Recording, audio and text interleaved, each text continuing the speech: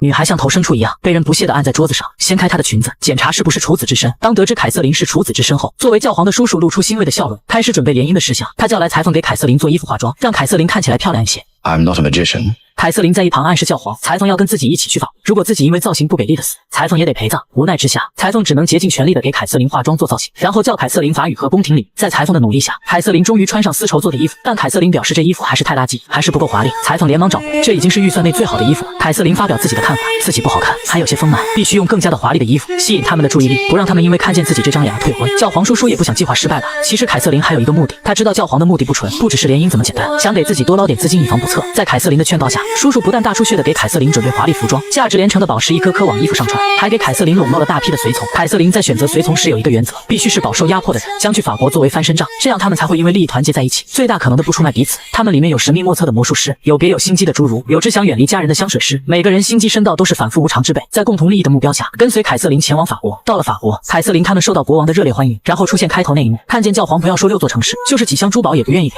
法国国王很是生气，却也不及面子的没有说话，只是问一向残暴的太子如何看待此事。 If it were a thing of beauty, we could overlook such things, but it most certainly is not. 太子对凯瑟琳一直出言不逊，但凯瑟琳无暇愤怒，而是急中生智地向法国国王示好。他自作主张地告诉法国众人，教皇将道歉地给予3倍嫁妆，任命权臣之子当法国红衣主教，嘉奖法国天主教的一些荣誉称号，承认法国新教是正轨宗教，把法国极大势力都讨好一边。不等教皇说话，凯瑟琳就跪下感谢教皇的慷慨。教皇环顾四周，如果自己说凯瑟琳是骗人的，那些正兴奋的人有喜到悲，肯定会杀了自己的，于是只能承认自己的恩赐。细思凯瑟琳说了半天，除了一些华而不实的名分，其实什么好处也没有给，属于避实就虚的拖延嫁妆问题。法国国王看出这一点，却也没有生气，反而是发现珍宝般的看向凯瑟琳，宣布凯瑟琳就是2王子亨利的王妃了。今晚就举办他们的婚礼。之后在侍从的带领下，凯瑟琳见到了自己的未婚夫亨利。亨利帅气儒雅，让一贯冷静的凯瑟琳也如少女怀春般的露出微笑。两人牵手来到河边，聊着自己的喜好。谈话间，亨利发现一只青蛙，他小心翼翼地捧起青蛙，让凯瑟琳给青蛙唱歌。凯瑟琳有些无奈，给青蛙哼起歌，但就是这么幼稚的行为，让凯瑟琳更加的喜欢了。傍晚时分，他们举办了自己婚礼。在婚宴上，凯瑟琳遇见她的远房表，一个快40的寡妇戴安。戴安对凯瑟琳很是热情，不仅给她介绍一些大佬，她还给说了很多亨利的事情。凯瑟琳听得很是高兴，却没有发现其中的盲点。一对新人要在亲友的围观下完成洞房，只有这样才是圆满的皇家婚礼。面对几百人的围观，亨利连呼吸都不敢呼吸，只能让凯瑟琳动手。等众人满意的离去后，亨利大发雷霆，大骂着让凯瑟琳滚出去。凯瑟琳开始还没有明白怎么回事，但很快就觉得是自己刚刚太过于主动了，让他在众人面前丢了脸，急忙返回去给亨利道歉。可到了新房，却看到戴安和亨利居然在那个。戴安可是大了亨利20岁的寡妇。凯瑟琳气得转身就走，美好的初恋不过一个下午，便像一个泡沫般破碎。此时的凯瑟琳不再相信任何一个人，眼中只剩对权力的渴望。婚后的凯瑟琳并没有因为成为王妃而轻松片刻，反而是更加的举步维艰。在戴安的算计下，亨利并没有来找过她，反而是天天流连在戴安的房间。大家都知道凯瑟琳不受宠的独守空闺，导致连马夫都敢欺辱她，说凯瑟琳想留在法国，只剩下怀孕一条路了，自己可以帮忙的。凯瑟琳愤怒地给她一马鞭，维护自己的尊严。可弱者的尊严是不算尊严的。凯瑟琳的教皇叔叔并没有守约送来嫁妆，而且他的族人陆续死于非命，明眼人一看就知道是被清算了。自顾不暇的美第奇家族又怎么会有心情管凯瑟琳呢？意识到自己快完蛋的凯瑟琳，每天魂不守舍，甚至出现叔叔被吊死的幻觉，体现政治价值的道路断绝。凯瑟琳想要留在法国，只剩下怀孕一条路。可是亨利不是不来找凯瑟琳，就是来找凯瑟琳时没有一个男人该有的能力。如果不是凯瑟琳知道他的丑事，都怀疑亨利是不是不行。时间一天天推移，凯瑟琳还是没有怀孕，而她也接到最不想接到的消息，她的叔叔教皇吃饭时居然把自己噎死了。叔叔实际上被清算的死亡，意味着意大利的嫁妆不会给，甚至还会和法国背盟。没有嫁妆也没有孩子的凯瑟琳，似乎变成了无用功。这时有大臣怀疑凯瑟琳到底有没有生育能力，他们建议亨利和凯瑟琳离婚，改迎娶普鲁士的公主，好为法国瓦卢瓦王朝绵延子嗣。孩子只是一个借口，真实目的却是盟友的概念。国王下令离婚的事情先不急，先去普鲁士联盟看看。一场会议下来，凯瑟琳就像是砧板上的鱼肉，没有办法决定自己的人生。会议后，凯瑟琳问起亨利关于联姻的事情，听说普鲁士的公主姐妹，听说都是美人，可是亨利表示不喜欢，他只喜欢年龄大的女人。多年前，他的父亲在跟西班牙开战时，被西班牙的国王俘虏。父亲为了拯救自己和彰显国王气度，国王先是将2个儿子作为人质送到西班牙置换自己出来，事后又彰显国王强势的不肯付赎金，让自己和大哥做了3年的人质。那3年里，兄弟俩天天被西班牙人虐待，他们没有一天吃饱饭，也没有一天睡好觉，生怕睡着时会被人突然来一刀。如果那时不是有一个侏儒大姐姐会偷偷拿些剩饭剩菜给他们吃，他们可能都活不到今天。而整个法国，除了因为悲伤过度而早亡的母亲，没有一个人关心他们兄弟。回到法国后，那段黑暗的童年阴影让自己不喜欢年龄小的女生，对他们没有任何的生理冲动。其实不仅是2王子亨利，太子也是一样。2兄弟因为当人质的心理阴影，以及侏儒大姐姐的善良，太子变得残暴，喜欢上凯瑟琳带来的侏儒女人；亨利变得软弱，喜欢上年龄比他大的大姐姐。只能说都是国王造的孽，也不是谁经历他们的人质生涯，甚至更惨的以后还能站起来。毕竟秦始皇就那么一个。回到正题，亨利的主动坦白让凯瑟琳知道他想通过生孩子留在法国的路有点难走。而这时凯瑟琳的情敌戴安跑到凯凯瑟琳的面前落井下石，嘲笑凯瑟琳要是跪下来求他，自己会考虑让凯瑟琳当一个刷马桶的侍女。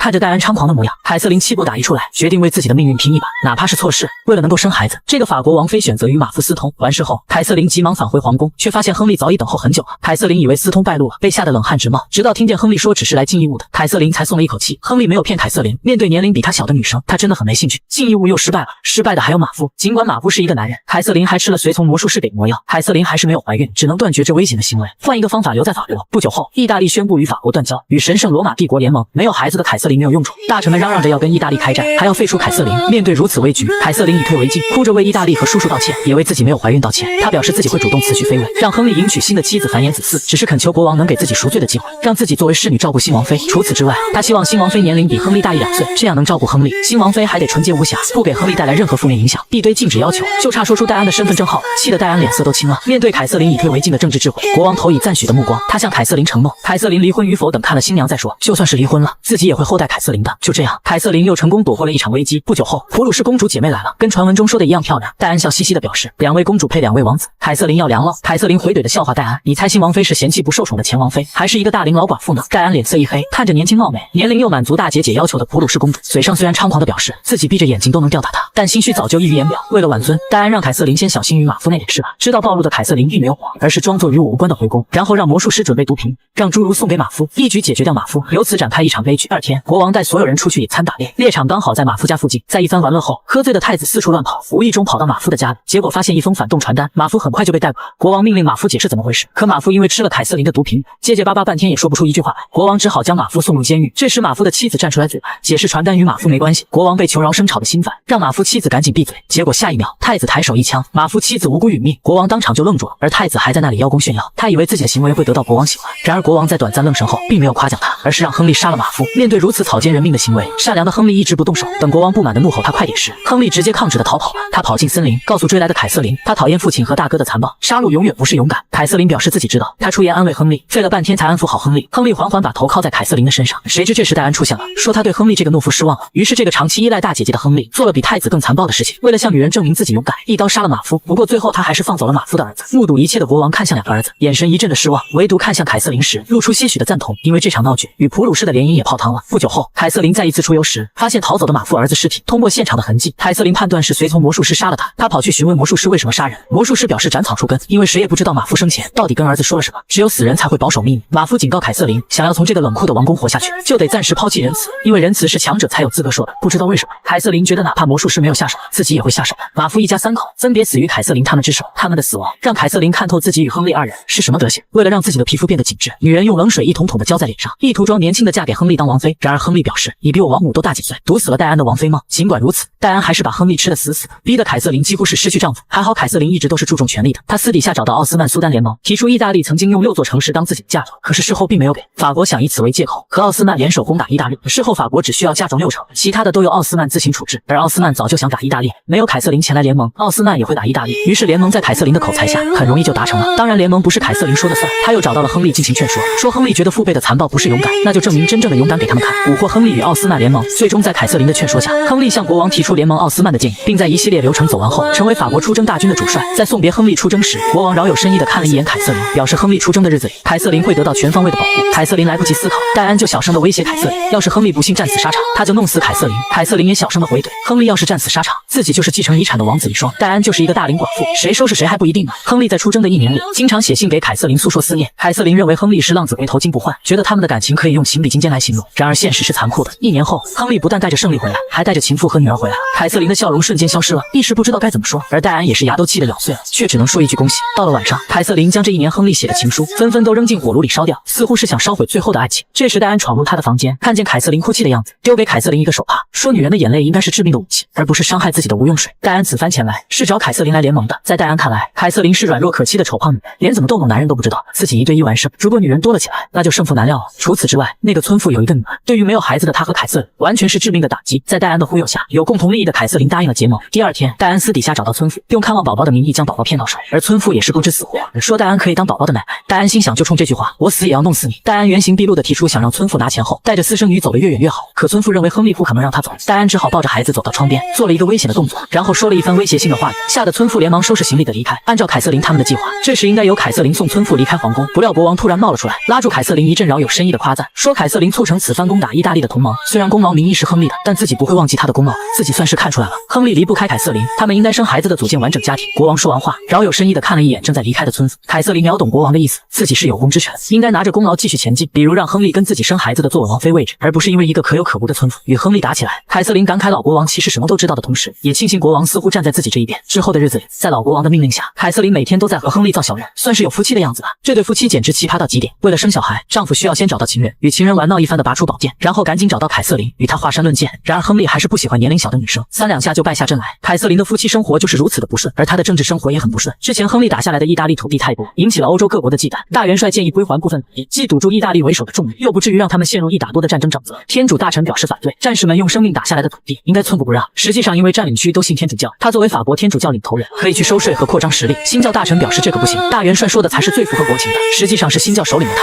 不能允许天主教的势力扩张，两帮人对此吵来吵去，连太子也表示法国不需要意大利人。而国王看着所有人也是一阵的心酸，除了大元帅是真心为国考虑，其他人都是只有利益得失，好不容易打来的土地也能说不要就不要，连自己儿子也因为自己讨厌意大利人就放弃一大堆土地不要了。国王让所有人闭嘴，命令大元帅去跟意大利谈判，自己愿意归还部分土地作为谈判，如果超出1/3的范围就继续打。天主大臣闻言高兴无比，以为势力可以扩张了，而新教大臣如丧考妣，为了让国王放弃占领的土地，他偷偷找到太子联盟，蛊惑地说亨利此番对外打仗是帮凯瑟琳这个意大利人拿回他的嫁妆，那些将士死得不值啊。而亨利自从取得前线胜利以后，在国内的威望已经超过了太子，如果再这么下去，他们就会选亨利当太子。历史上的东方补国大唐的玄武门之变说的就是他们这种情况啊。他恳求太子劝国王归还土地，打压亨利的威望，甚至除掉亨利。在新教大臣的撺掇下，太子有些拿捏不准了。在外人眼中，他们因为性格不合而互相仇视，实际上因为一起当人质的黑暗经历，他们其实一直相亲相爱的。太子很纠结要不要为了权力开始对亨利他们下水，直到这一天，意大利的使臣来谈判，言明法国归还的土地不够。随后两个国家正对大到一块城市，小到分界线的一块农田都要吵半天。太子或许是等得不耐烦了，压抑不住对凯瑟琳的讨厌，也或许是新教大臣的撺掇有效，言明他们也是够智障的。为了一个意大利贱货，一个长得没救的丑女人嫁，天天打得死去活来。为了一小块农田，国王和大使吵得脸都红了，像泼妇骂街一样，成为整个欧洲的笑话。太子无情地辱骂凯瑟琳，一时间大家都是一阵尴尬无比。意大利大使见情况有些不妙，谎称王储好像喝醉了，自己还是等他清醒再来和谈，连忙告罪地离开这个是非之地。先不说真实情况是谁对谁错，就是说家丑不可外扬，现在他们真的成为欧洲笑话。国王让太子闭嘴，不然自己就割破他的喉咙。可太子还是不知收敛，加倍地侮辱凯瑟琳。凯瑟琳不堪受辱，哭着的逃离了现场，这让国王再也忍不住了，狠狠扇了太子一巴掌，愤怒地表示他的弟弟亨利打赢了战争，给他们迎来许多的土地。亨利还娶了一个妻子，一个很有治国之才的妻子，帮他们联络奥斯曼的打赢战争。太子做了什么？不要说他看不上的一小块农田，就是一针一线都没有为法国取。国王狠狠地教训了太子，让他知道一个合格的国王到底应该做些什么。然而国王的殴打并没有让太子幡然醒悟，反而将自己丢面子的事情怪罪在凯瑟琳的头上，准备对凯瑟琳痛下杀手。王妃躺在草丛当中，她不是在休息，而是在逃命。她刚刚只是一如往常的遛马转弯，却发现今天的森林格外寂静。下一秒，一个蒙面男人突然出现，将凯瑟琳拽下了马。刺客狠狠地掐住凯瑟琳脖子，准备送她去见上帝。千钧一发之际，凯瑟琳摸到一根棍子，然后一棍子敲晕了刺客。凯瑟琳慌不择路的四处躲避，一躲就躲到晚上。她的运气不错，最终是亨利找到了她。看着凯瑟琳害怕的模样，亨利连忙用拥抱抚慰凯瑟琳，凯瑟琳这才冷静下来。事后，亨利控诉太子，因为昨天被国王殴打，便迁怒凯瑟琳的要刺杀他。太子敷衍地说刺客不是自己派的，说一切拿证据说话。而坚持拥护太子的新教派大臣也认为太子不可能为一点小事就刺杀凯瑟琳。至于把一切看在眼里的国王，这一次并没有帮凯瑟琳，因为他明白无论真相如何，兄弟相残的悲剧不能摆在明面上，于是也帮着太子说话。面对众人的拉偏架，之前还信誓旦旦要帮凯瑟琳出气的亨利，立马怂了的不敢开口。亨利又一次让凯瑟琳失望，他意识到亨利是不可能为自己说话的。凯瑟琳找到神秘莫测的魔术师，询问到底有什么办法能够怀孕。魔术师告诉凯瑟琳，她怀孕的契机已经到了，只是看凯瑟琳能不能承受那个代价。然后丢给凯瑟琳一本书，就自顾自的回房了，留下一脸迷糊的凯瑟琳。之后凯瑟琳去找裁缝拿衣服，见裁缝不在，就自顾自的看起魔术师的书，发现只是一本蘑菇教学。刚看了没2页，裁缝就回来了。凯瑟琳随手就把书籍丢在桌子上，因为裁缝攀上皇后的高枝，现在没空搭理凯瑟琳，就让她有空再来。第二天，太子和亨利打地球，一向争强好胜的太子今天似乎有些力不从心，越到后面越感觉心脏难受，他大喊自己需要喝水，凯瑟琳便让裁缝给太子递水，谁知太子喝了水，没几秒就突然倒地不起，就此一命呜呼了。事后医生告诉国王，太子死因是过度运动刺激了心脏，导致的运动猝死。可国王不相信，认为是神圣罗马帝国干的，就是想要拿回他们被占领的土地。医生连忙表示不是的，太子的器官里没有任何的毒素。几个大臣也表示，听说下毒最厉害的是意大利人，而凯瑟琳刚刚因为刺杀事件和太子结怨，一番推理来推理去，就差明说是凯瑟琳毒杀的太子。之后国王下令搜寻王宫，一定要找到那个下毒者，将他碎尸500万段。凯瑟琳一脸惶恐地回到卧室，他知道裁缝作为太子死前递水，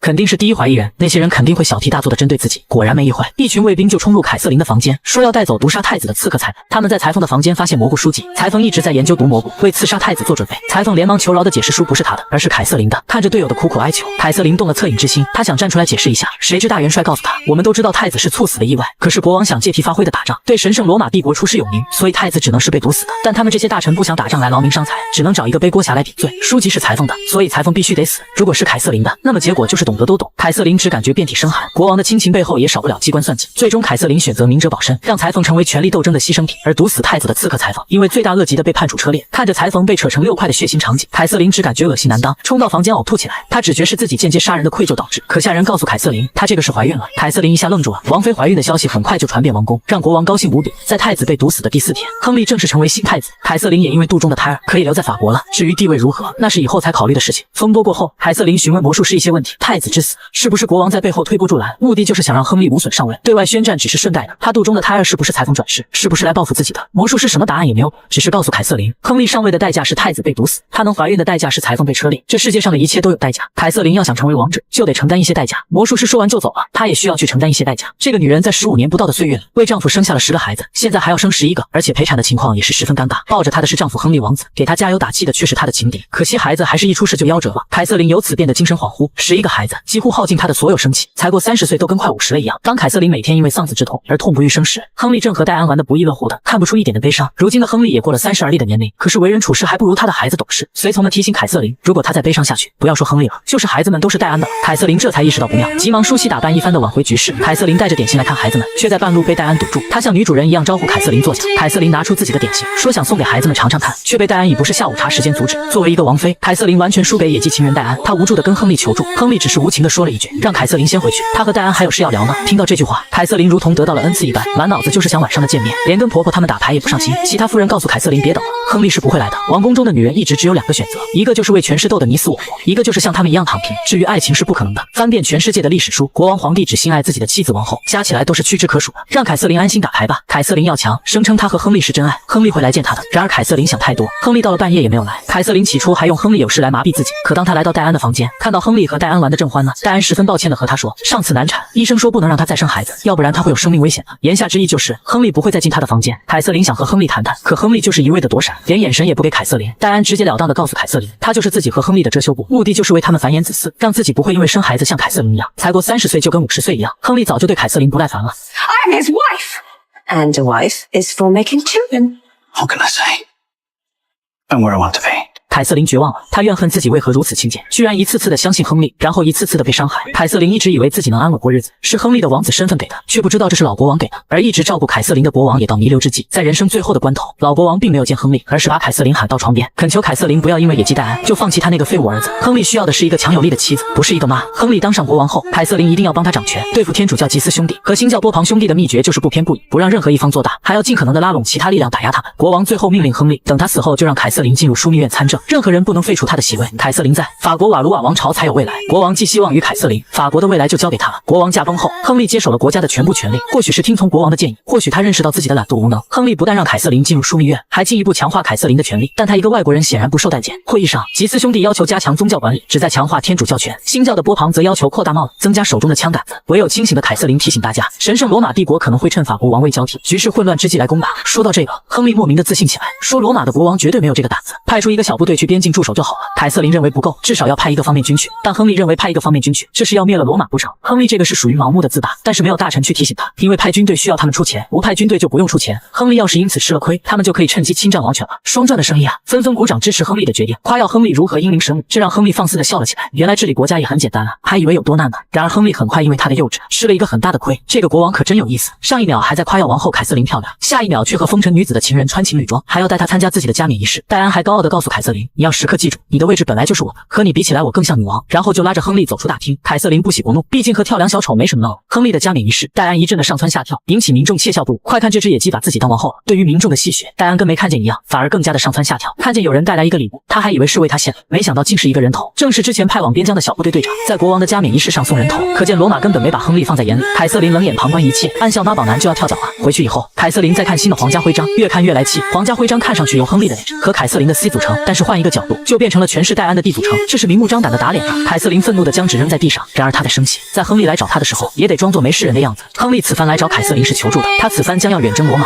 虽然只是打一场小规模战役，吓一吓他们就回来，但他希望在自己离开期间，由凯瑟琳摄政全国的管理后方，自己不放心把后背交给权臣。几天后，亨利带着军队就准备出征，但这时戴安吵着要跟着去，这明显不符合规矩，但亨利宠溺地答应了他，让戴安把自己带到沟里。看着两人远去的背影，凯瑟琳心想亨利可以信任他，让他摄政全国，却不愿意给他一点丈夫的责任，自己是该断绝军粮，让他们战死沙场的回不来呢，还是等他们被俘虏了，不给赎金的让他们被囚禁终生呢？凯瑟琳想到老国王的嘱托，终究是心软的支持亨利打仗，他只是为了法国，而不是为了亨利。然而凯瑟琳只是想想，其他人是真的打算这么办。凯瑟琳召开作战会议，两大家族都不去开会，就是不想出钱。而亨利原本按照计划线路出征，然而戴安却以想看风景为由，四处的绕路逗留，无论大臣如何劝阻，亨利都脑残的答应了，导致大军都没有到边境，军费就花得七七八八了。亨利只能不要老脸的写信求凯瑟琳，想办法给他弄点军费出来，可国库早就被亨利败光了，哪里来的钱啊？无奈之下，凯瑟琳只能去恳求两大家子，希望他们支援前线的战争，尤其是吉斯家族。吉斯兄弟的大吉斯就是此番出征的主帅，凯瑟琳料想他应该会给钱的，谁知小吉斯并不愿意给钱，提出凯瑟琳必须以摄政王的身份废除新教的地位，把他们的财产土地给天主教，自己才愿意给钱。而新教也是怎么跟凯瑟琳说的，反正两边都是不想出钱，除非把对方弄死，自己才愿意拿对方的财产去付军费。面对两大家族的拒绝，凯瑟琳是又绝望又庆幸，绝望是自己拿不出一分钱支援前线，庆幸是如果自己搞定了军费，自己至少能收获前线的军心。凯瑟琳在苦思冥想后，决定召集法国各界的大佬开会，她毫不怯场地在大佬们面前演讲，希望能得到大家的支持。在一阵对大佬没有用的慷慨解说后，凯瑟琳提出了自己的条件，无论任何人支持国王，就有一次面见国王的机会，而且无论说什么都是无罪的，倾家荡产只为见废物一面，这怎么看都是脑残的行为。两大家族的人都嗤之以鼻，但凯瑟琳的目标从来不是他们，而是被他们压迫的底层阶级。果不其然，商人阶级的代表富商站起来说话，问凯瑟琳真的能让他们见国王吗？在16世纪的欧洲，随着资本主义的发展，商人阶级得到广大的发展，但富有的他们却没有得到对应的政治地位，被垄断官位的两大教派奴役。就比如富商，他辛苦10年才建造的大别墅，被天主教的吉斯兄弟以违规建筑给没收了，想让新教给他们出头呢。新教的波旁兄弟表示帮忙费100万，至于成不成事只字不提。在两大家族的压迫下，许多阶级的人早已愤怒无，只不过他们还没有想到可以提前几百年的法国大革命，他们只是将希望寄托在国王身上。当凯瑟琳明确约定是有效的时，其他阶级的人都疯狂了，为了一次不知道能不能成功的见面机会，他们踊跃的捐款，很快就凑够了军费。而凯瑟琳也认识了民间力量的庞大，似乎找到抗衡权臣的力量了。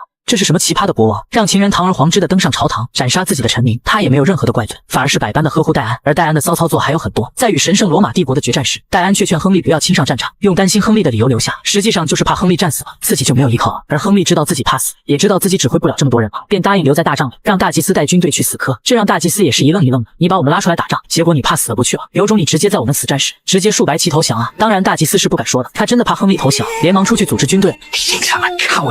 戴安连忙安抚亨利，说大吉斯就是一个莽夫，他不明白亨利为了法国的未来放弃上战场的荣耀是多么痛苦的决定，痛不痛苦不知道，但法国在大吉斯的带领下，法国大胜罗马帝国后，人们只记得为国筹钱的贤后凯瑟琳，冲锋陷阵在第一线的元帅大祭司纷纷给他们献上鲜花，大祭司连忙拒绝，说都是国王运筹帷幄才胜利的。小姑娘单纯的询问，是那个只会躲在情妇背后，在大帐被吓得尿裤子的国王吗？面对幼童的当众打脸，训练有素的大臣们为了憋笑，眼泪都流出来了，而亨利脸上也挂不住，只能羞愧的离开。事后亨利迁怒于戴安，认为都是他的蛊惑才让自己成为笑话的，于是拒绝与戴安见面，跑去讨好凯瑟琳，送给他一栋豪华大别墅。面对亨利的百般示意，凯瑟琳不屑一顾，因为他知道亨利很快就会找戴安的，于是敷衍的陪亨利演夫妻恩爱。而正如凯瑟琳想的那样，亨利是宠戴安宠到失去理智。在庆功宴时，凯瑟琳遵守约定，带富商去参加亨利的宴会。凯瑟琳想以此拉拢商人阶级，而富商也是识时务的，表示无论国王最后有没有帮他们做主，他们都将记住凯瑟琳的恩惠。与亨利见面时，富商畅所欲言他们遭遇的不公，当众指着法国的两大家族如何残暴，这不摆明在说亨利治国无能吗？戴安让他注意一点，一个平民没资格批评贵族。然而富商根本听不进去，而是委婉地说，如果自由人不能在法国自由发展，不能保障自己的财产生命安全，那么有一天他们将会推翻这个王朝，将所有的贵族全部杀死。裁缝表示，贵族与平民百姓其实并没有什么区别，只是教派用所谓的宗教礼仪伪装自己，其实他们本质上都是一样的。面对这几乎造反的话语，亨利比较有涵养，虽然愤怒也守承诺的判定他无罪，让他继续发表看法，但在场最没有资格的戴安忍不住，认为富商只是一个平民，有什么资格批评高贵的国王等贵族，他们就应该立即处死这个叛逆者。富商也不惯着他，怒斥戴安算什么东西，指责戴安说好听一点是情妇，说难听一点就是野鸡，在幕后伺候君王就已经是他的福气了，有什么资格在这里趾高气扬的？说急的富商口无遮拦，说戴安在加冕仪式的行为就像一个小丑，除了蛊惑君王像一个软蛋一样躲在军帐里瑟瑟发抖以外什么也不会，句句直说戴安的痛点。恼羞成怒的戴安直接拔出宝剑，一剑杀了富商，活生生的人就这样没了。在议政大厅里当众杀人，这可是重罪，换作在中国古代的朝堂，看一眼皇帝就是想刺杀，带武器就是想谋朝篡位，不株连九族都是皇帝仁慈了。可落到亨利的这里，戴安只是故作委屈的哭泣起来，说自己只是为了亨利好，就让亨利赦免了他。戴安太会拿捏亨利了，王宫里整天乌烟瘴气的，加上富商的死亡风波太大，凯瑟琳就想去亨利送的大别墅散散心，谁知营接他的不是侍女，而是戴安，因为亨利出尔反尔的将别墅转送给戴安。经此一事，凯瑟琳就此对亨利失望，决定送戴安上路。为此，凯瑟琳召回心腹魔术师，想让他设计送戴安狗带。但让凯瑟琳没想到的是，自己没有弄死戴安，反而是弄死了亨利。比牛奶浴更离谱的是黄金浴。女人听说黄金进入身体能够驻颜长生，不仅每天要泡黄金浴，更要吃饭喝水都有黄金，一滴黄金下肚，感觉整个人都如获新生一般。不过黄金似乎有些伤脑子，戴安居然想颠覆亨利的统治。此时的天主教吉斯家族为了完成独霸法国的政治目标，找到了苏格兰断头女王玛丽联盟。当然，她现在还是法国太子弗朗西斯的未婚妻。玛丽年幼好忽悠，还是狂热的天主教教徒。吉斯太太忽悠玛丽，如果她能够跟太子弗朗西斯提前联姻，教皇和神圣罗马帝国就会承认玛丽是苏格兰和英格兰的双料女王。吉斯家族不仅会帮玛丽击败英格兰女皇伊丽莎白一世来夺得王位，还会帮玛丽以太子妃继位法国国王，成为三料女王。当然，以后的法国只能有吉斯家族代为统治。而权力欲极重的玛丽答应，浑然不管现在的英皇伊丽莎白一世是这个时代的欧洲 boss 级恐怖人物。为了促进玛丽提前进行婚礼，吉斯家族还提前找到戴安进行联盟，希望通过戴安来影响亨利。起初戴安也是拒绝了，因为他知道玛丽和弗朗西斯结婚，吉斯家族就会借此进一步强大，会架空他的金主亨利的。然而当吉斯家族用平民敲钟的一部分税收给戴安当报酬时，戴安哪里还管亨利被不被架空，直接带着玛丽他们堂而皇之的闯进枢密院，说玛丽和弗朗西斯太深爱彼此，希望他们能够提前结婚。在这一件事情，亨利与凯瑟琳难得的一致。凯瑟琳不想吉斯家族进一步强大，也不想弗朗西斯迎娶玛丽。弗朗西斯比亨利还软弱，什么都听玛丽的。如果让玛丽这个志大才疏的女人上位，对法国还是对他，都只是有害无益的存在。所以凯瑟琳用玛丽他们年龄太小，婉拒戴安的要求。但戴安骄纵惯了，认为亨利肯定会听他的，觉得这件事就这么办吧。谁知亨利说还是听凯瑟琳的吧，玛丽他们年龄太小了。戴安撒娇的说结婚就是他想要的，自己得不到会伤心的。亨利直接愤怒的摔碎酒杯，大喊我不同意，把戴安吓得一愣一愣的，出了好大一阵丑。What, Your Majesty? Shame. Tough luck. 虽然被骂了一顿，但戴安可不是这么轻易放弃的。而凯瑟琳找到亨利，问他为什么不同意结婚。亨利表示不想让儿子弗朗西斯成为跟自己一样的废物。其实很早以前他就明白戴安并不喜欢自己，只是喜欢操控自己，来达到自己为所欲为的梦想。可是自己明知道，却无法拒绝戴安对自己的温柔，因为他是一个懦夫。面对两大家族的压制，他想改变却无法改变，碰了几次壁就退缩了。而能当他的妻子凯瑟琳，他又嫉妒妻子的治国之才，居然胜过自己100倍。亨利只感觉自己一无是处，只能在戴安那里找点存在感。凯瑟琳也不知道该说什么，只是绕开这个话题，说可以让曾经得罪老国王而被流放的元帅回来加入枢密院，跟自己一起去制衡两大家族，而玛丽那边交给自己去搞定。亨利同意了凯瑟琳的行动，毕竟凯瑟琳总有办法解决问题。之后凯瑟琳连同新教的波旁家族制衡了吉斯家族，让婚礼一直展开不了，又跑去忽悠年幼的玛丽，说他的儿子弗朗西斯可能有生育问题。当初苏格兰虽然与法国有婚约，但没有指定王子的人选，同时点名如果玛丽没有后代的话，就自动剥夺苏格兰和英格兰的继承权。所以凯瑟琳建议玛丽再等等，换自己的另外一个儿子联姻。玛丽被吓得一阵流泪，再也不敢提联姻的事情。在凯瑟琳的操作下，戴安看似是无路可走了，但他直接擒贼先擒王，找到亨利一阵忽悠。而亨利就像他自己说的那样，又没克制自己的行为，同意让玛丽他们提前结婚。而凯瑟琳只能失望地看着亨利背影。此刻的他才明白，自己倒霉的根源不是戴安，而是这个软弱的掌权者亨利。于是他找到了魔术师，说自己做了一个梦，自己梦见将身穿绿色腰带的戴安推下楼，摔得粉身碎骨，但她的丈夫亨利却死了。这是不是杀死戴安的代价？魔术师却提醒凯瑟琳，绿色是凯瑟琳代表色，这意味着梦的意思不是等价交换，而是他们3个只能活一个。身为一国之君，却被一个老寡妇呼来喝去，但他却反过来教育儿子不要太听女人的话语，尤其是作为法国未来的国王。因为亨利觉得儿子弗朗西斯比他还像舔狗。亨利说的是掏心掏肺的父亲关怀，但弗朗西斯却笑着说，戴安不也是女人吗？你不照样听她的？亨利这才意识到自己的行为已经深刻地影响到孩子，也才知道凯瑟琳阻止婚约是对的。想到这里，亨利仿佛下定了什么主意，他跑去给凯瑟琳道歉，言明自己本不打算参加儿子婚礼，但他想再去，还想参加旗战的竞技格斗，希望凯瑟琳能给他加油。而凯瑟琳也给他系上粉印的绿色腰带。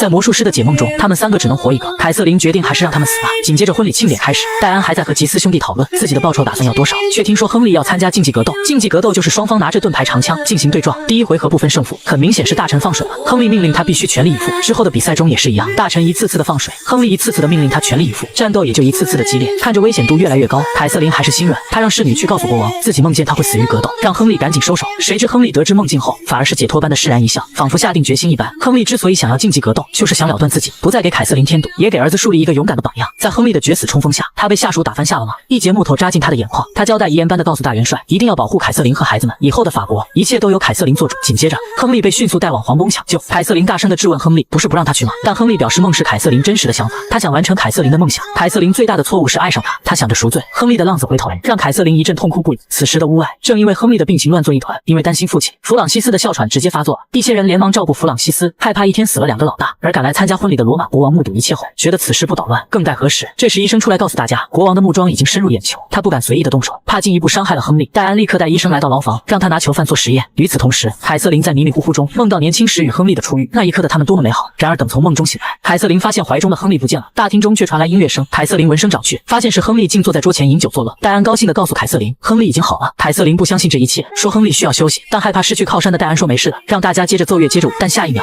亨利就开始吐血不止。他想去找凯瑟琳，却被戴安紧紧地抱住，正如他的一生都逃不脱戴安控制一样。亨利最终死在戴安的怀里。戴安无法接受这个现实，他让所有人帮他救活亨利，甚至向凯瑟琳求援。Remember the party. The king is dead.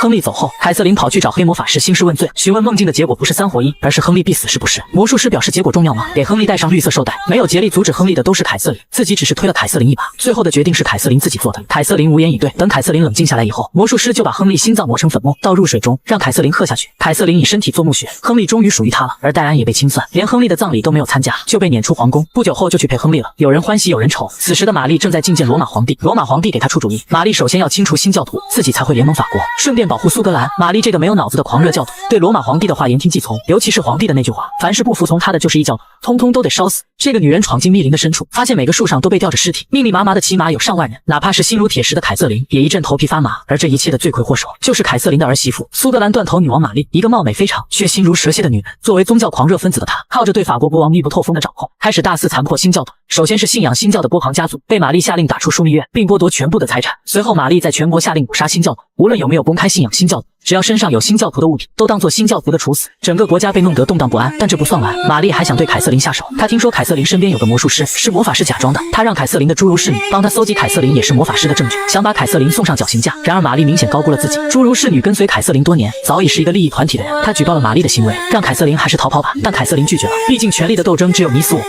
逃跑是没有用。为了反抗玛丽的压迫，凯瑟琳开始拉拢对玛丽不满的人。首先是大元帅，凯瑟琳表示玛丽将国家弄得一团糟，这是热爱国家的大元帅所能容忍的吗？其次就是大元帅最喜欢的干女儿，也是要被清算的新教徒。大元帅还能无动于衷，看着自己的干女儿。大元帅犹豫片刻便答应了同盟。之后凯瑟琳又找到波旁家族，联盟他们很简单，只要用利益诱惑就好了。凯瑟琳表示他们可以联手绑架国王，然后让波旁兄弟出手搭救。事后他们便以救命恩人的身份重返枢密院，以此制衡玛丽和吉斯兄弟。波旁家族的人想了想，虽然绑架国王是高风险，但收益是回到枢密院并收揽新教徒的民心，于是想也不想地答应了凯瑟琳。之后侏儒侍女在凯瑟琳的命令下举报某个农村有新教徒聚会，大概有50多人，这让玛丽气到不行，拉着弗朗西斯就要去砍人，向天下人证明法国的国王王后最讨厌新教徒了。他的支持者兼叔叔吉斯兄弟表示，对付新教徒只需要打压富有的，攻击农民没有好处，还会失去了民心。但玛丽才不会管这些，说什么也要砍人，迫不及待地带着所有人出发，宣告他对新教徒的权威。这让吉斯兄弟明白，玛丽就是六亲不认的疯子，他们还是远离的好。玛丽不知不觉地失去了盟友。在清剿新教徒的路上，凯瑟琳似乎想阻止悲剧的走向。她提醒儿子，如果现在停止迫害新教徒，与神圣罗马帝国断绝联系还来得及。可儿子一直对玛丽言听计从，又被戴安抚养的与凯瑟琳没什么感情，在玛丽的撺掇下，居然对凯瑟琳口出狂言，说凯瑟琳的心也太冷，所以大家才喊她毒舌王后。就是因为凯瑟琳太过于冷血无情，遭到上帝的惩罚，才导致自己出生就带着疾病。凯瑟琳要遭报应，凭什么惩罚自己啊？弗朗西斯说的太过于激动，说着说着竟把自己说吐血了，看着就要死了。此时他们已经走到埋伏的地点了，看着儿子的模样，凯瑟琳突然心生一计。凯瑟琳立刻叫停车队，他看了眼大元帅，随后大喊有人要袭击国王。他这一喊，新教徒们以为是要动手，立刻开始袭击，但国王的卫队已经有了准备，随即开始冲杀。新教徒被打得节节败退，波旁兄弟见势不妙，掉头就跑。最后胖波旁被大祭司带走，而他的哥哥瘦波旁也被大元帅追上。就在大元帅要斩草除根时，凯瑟琳却阻止了他。大元帅认为瘦波旁一定会泄密，但还没等他说完，凯瑟琳就一刀刺中了他。大家瞬间傻眼了。凯瑟琳让瘦波旁赶紧躲到他指定的地点，不想死就赶紧走。等大祭司到来时，凯瑟琳反过来说是瘦波旁干的。大祭司命令全城追捕瘦波旁，查看大元帅的伤势，发现大元帅并没有死，急忙把大元帅送往医院，这让凯瑟琳无比紧张。凯瑟琳之所以这样做，只是想在所有人的权力斗争中火中取栗。女人往酒杯放入致命毒药，将他送到亲儿子的面前。为了夺得权力，女人不惜送亲儿子走。就在不久前，凯瑟琳还想通过绑架儿子弗朗西斯来完成自己的政治目标，谁知弗朗西斯太过于情绪激动，把自己弄咳血了，一副要死的样子。看样子权力的洗牌又要开始了。吉斯兄弟不顾国王的安危，劝说玛丽把权力让给他们，他们帮玛丽解决一些麻烦。但玛丽也是对权力敏感的人，很快就看出他们的不对，反而询问凯瑟琳怎么办，拉拢凯瑟琳这个盟友。而凯瑟琳这时表示她只关心自己的儿子，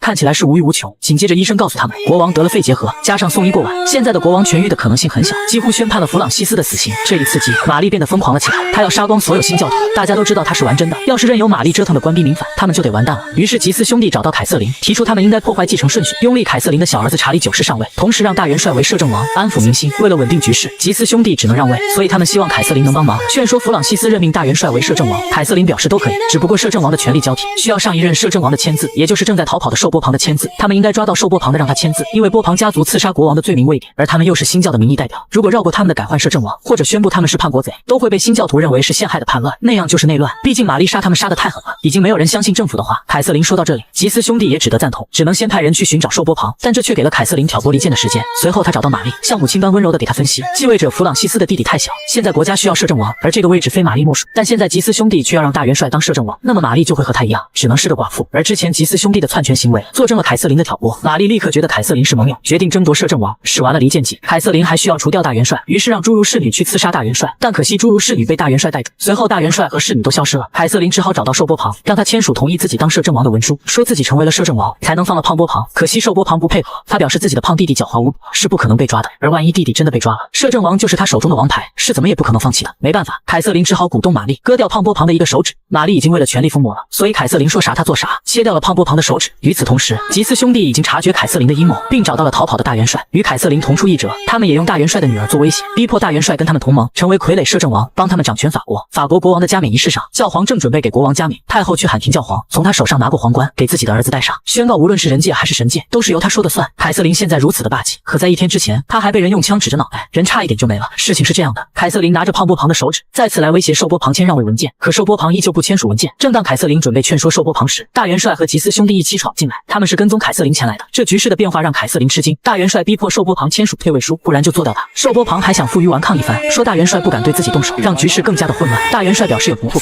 随后偷袭的朝吉斯兄弟的大腿开枪，这一举动弄懵了吉斯兄弟，也吓坏了受波旁，连忙签下摄政诏书。而大元帅拿到退位诏书以后，拿枪指着凯瑟琳的头，说凯瑟琳真是蛇蝎心肠的，2次背刺自己这个盟友，全世界没有比他更恶毒的女人，但也只有凯瑟琳比2大家族更能治理好法国，将法国带上正轨。大元帅最终选择了家国大义，拥立凯瑟琳为摄政王，得到了摄政诏书。下一步就是拿到国王弗朗西斯的签字。当凯瑟琳回到王宫后，看到玛丽在门口哭泣，由于他太想当摄政王，没有让弗朗西斯看到妻子的温柔，只有他的利欲熏心，所以弗朗西斯认为玛丽不爱他，坚决不同意他当摄政王，还骂了他一顿。其实玛丽还是爱弗朗西斯的，凯瑟琳并没有管玛丽，走进了房间。弗朗西斯知道自己命不久矣，所以他太需要人的关爱了，而作为母亲的凯瑟琳给了他需要的爱，获得了弗朗西斯的信任。弗朗西斯说他太疼了，于是凯瑟琳拿出了鸦片，他如实的告诉弗朗西斯，这会让他不再疼痛，但也会立刻终结他的生命。弗朗西斯很快就做出了选择，临死前他签下了字，帮母亲登上摄政王的宝座，最后没有痛苦的走了。丧子之痛让凯瑟琳悲痛欲绝，失去儿子是他揽权代价，但这个代价对于母亲来说还是难以接受。与此同时，玛丽要处死胖波旁来泄愤，刽子手缓缓地举起剑，但这时传令兵大喊住手，国王弗朗西斯驾崩，新任摄政王凯瑟琳王后赦免了胖波旁，因为让混乱的法国迅速稳定，少不了2大家族的帮助，所以凯瑟琳原谅所有人，不打破现有的平衡。2大家族虽然都输了，不是失去手指就是被打断腿，但他们也没有反对凯瑟琳，毕竟大家都有整理好法国这张牌桌的共同利益，等牌桌整理好了，才能继续玩权力的游戏。而玛丽才知道自己被耍了，她不甘心认输，所以她想让英国女王伊丽莎白跟自己联手除掉凯瑟琳，但她又岂会是凯瑟琳的对手？2大家族的默不作声，以及之前凯瑟琳就有军队和商人阶级做后盾，所以凯瑟琳的牌又多又大。在之后的牌局中，被凯瑟琳打得输光了所有的牌，更是被凯瑟琳骗回英国，违反当初协约的魂断英国。解决完玛丽以后，就是凯瑟琳的儿子查理9世的加冕仪式。凯瑟琳没有让红衣主教给新王戴王冠，而是由他亲自来戴。凯瑟琳要让所有人看到这个国家就在他的手中。凯瑟琳虽然成为摄政王，但想完全的掌控法国，成为欧洲震动的毒舌王后，还有很长的一段道路要走。